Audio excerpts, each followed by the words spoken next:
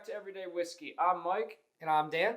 And on this week's episode, we are actually reshooting our Wolves and Willett, the Wolves and Willett Rye Project bottle. We did this a couple weeks ago when we first got the bottle. We did this like a couple months ago. No, it was only a couple weeks. It was in we filmed this right after the New Christmas. Year. Yeah, right the week after Christmas we filmed it. And we had, Mike and I have been testing out a new camera setup, a new lighting setup, and the video literally looked like we both were like violently shaking. Yeah, essentially. It did not work out well. So after seeing last week's episode, the Jameson Orange, and how well it came out, especially with the new background. This was not planned. This just kind of happened. Yeah. Everything just looked a lot better, and I thought this bottle, because of how exclusive it is, deserved a proper reshoot, and I agree too, and I think it is the most expensive bottle of bourbon that you and me have bought on the channel. Yes, and we split this. And we split this, so mine is in a decanter. Well, it's in my old Rockhill Farms bottle, which can double as a decanter. And mine is here, so combined between his decanter and this, we still have the full bottle. The catch for the day is we are going to compare two different batches of the small batch Family Reserve Rye. Yep. Mine being a 54.8 proof, Mike being 55.4 proof, and then go into the Willett Wolves collab, which is 51.4, I believe. So it's going to be like a very awkward vertical. We're going to compare these to see the difference between regular Willett Rye and then the Wolves Project offering, and then, like Dan said, those two against each other. These are 4-year ryes. The Willett's Wolves collab the Rye Project is made up of a 6-year, 7-year Willett rye, and then a 6-year MGP rye. Yes.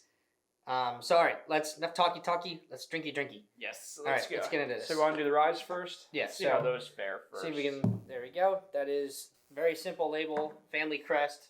Now, when did you buy that bottle? That bottle's a couple of years old for you, right? We bought this at the same time. This is like... No, this is my new one. This is the one I got just December. Oh, all right.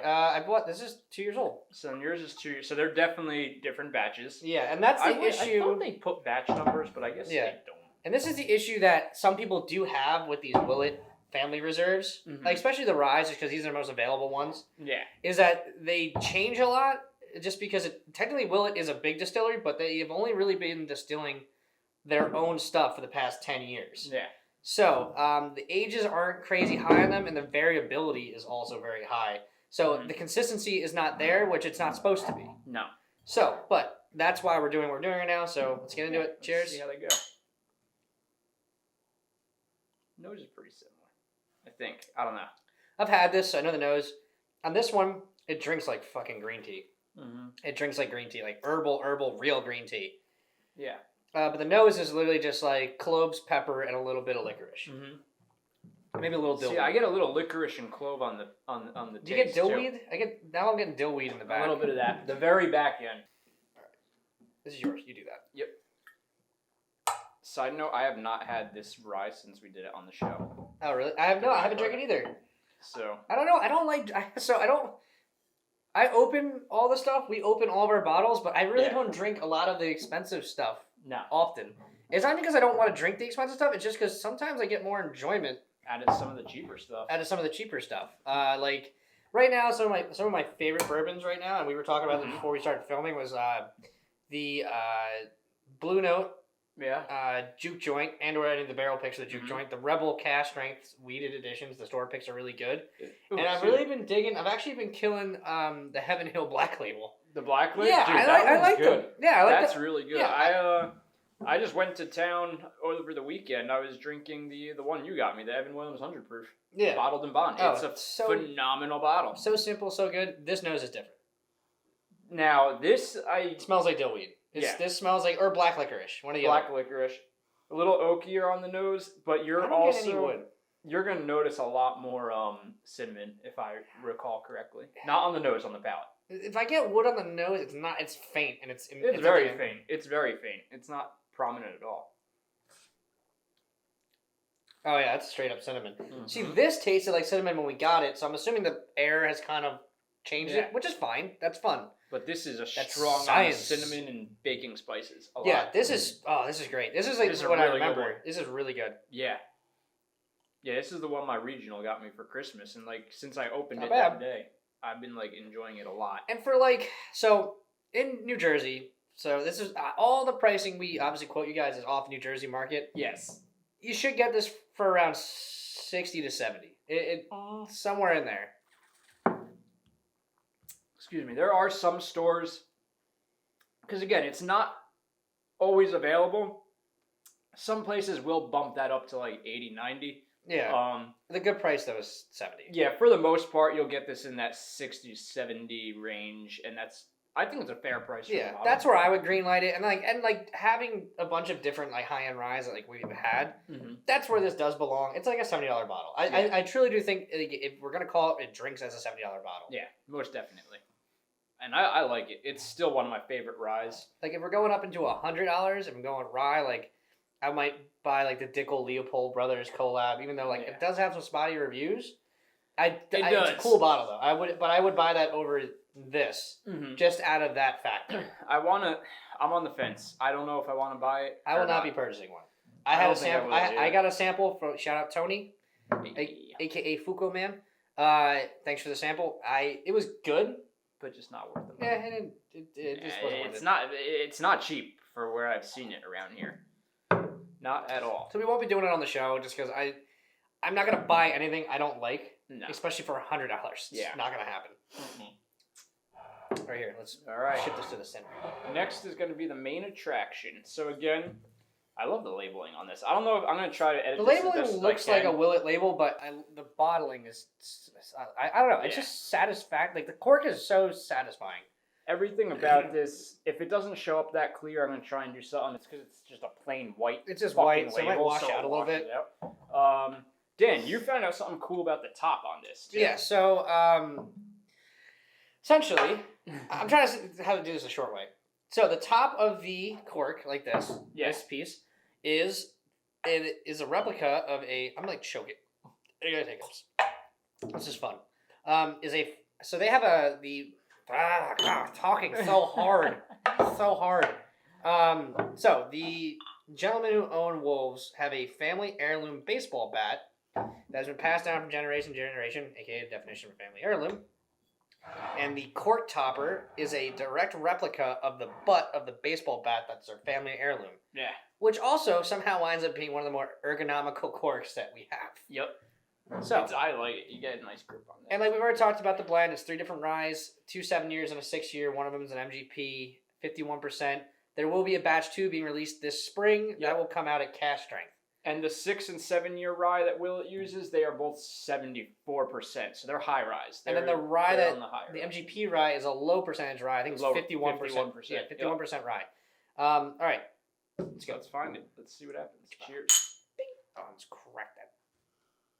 Now this is the most played back nose. The nose is a lot more delicate on this one.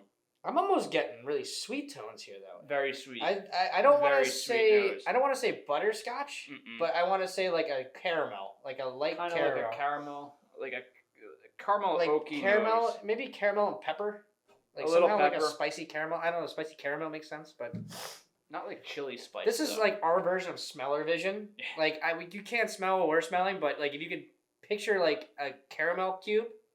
And then you had some black pepper over the top. Yeah, it's not like a spice. It's not like a chili. Like it's like black pepper. It's like black pepper, like faint kind of. Yeah, like peppercorn. Like a peppercorn.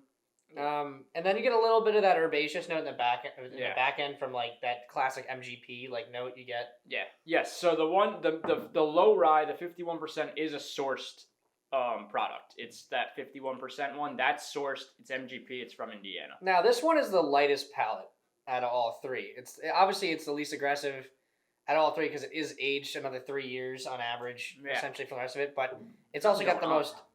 I think it's the most developed. 103 proof. Yeah.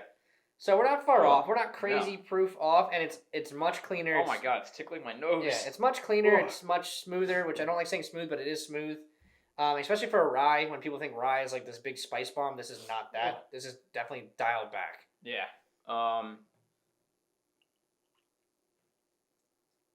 There's something else I'm getting on the nose, but I don't know what it is. I can't put my tongue on it.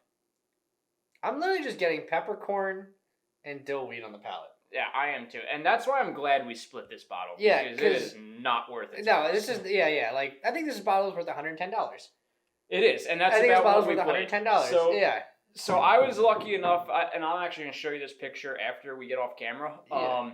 I was lucky enough. I found this bottle as soon as it came off the truck. Will not say where. Yeah, won't say where.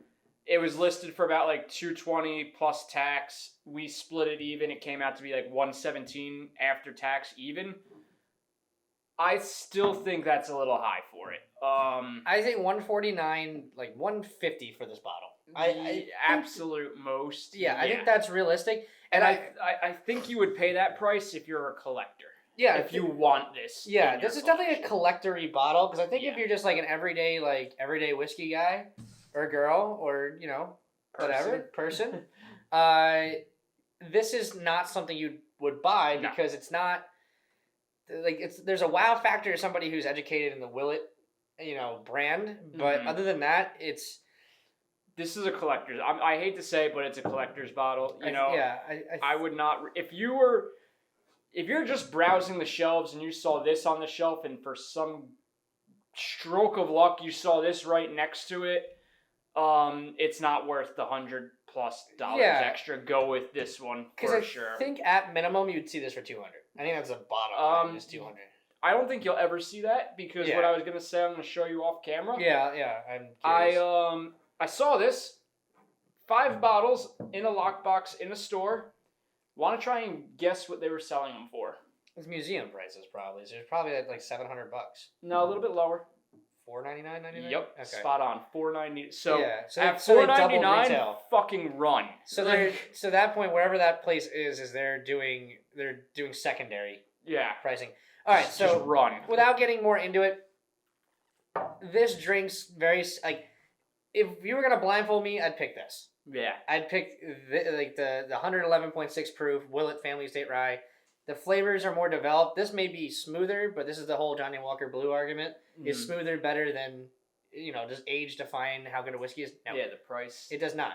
So the flavors are more amped up on this. Has a slightly more kick to it, but if you're an established whiskey drinker, that's not an issue. No, because the flavors really round out that heat and that punch that it gives you. And I don't feel bad telling people not to really hunt this one down because it's so rare to find this bottle. Yeah, I was really caught off guard when I saw this. Well, I texted you and I was like, just look out for it if you can find it. Like it's supposed to be a big deal. Okay, so any wrapping up notes that you have?